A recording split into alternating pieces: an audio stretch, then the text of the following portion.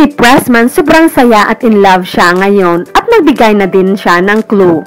Bagamat marami na ang nagtaka na lalong gumaganda at blooming ang Rolling in It Philippines host na si Yasi Pressman. Sa isang panayam nila Julius Babaw at Tintin Bersola sa 1PH kay Yasi, ayon sa kanila, sino nga ba ang nagbibigay ng glow? In short, how's your love life?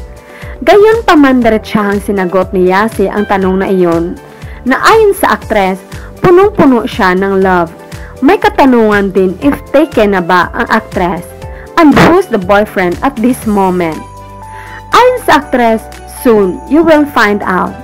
I'm very in love and happy, and all of the love in the world as well, from my friend and my family and some special people. Sa kabilang banda, hinulaan din ni Kirsten Bersola kung kasali nga ba ang nasabing tao sa mundo ng football, basketball, or swimming. Ang sagot ni Yasi ay wala sa mga binanggit, as in none of the above. Dagdag pa ng aktres, baka luma na dumano ang balitang iyon. Samantala, hindi maiwasan magbigay ng komento ang mga netizens.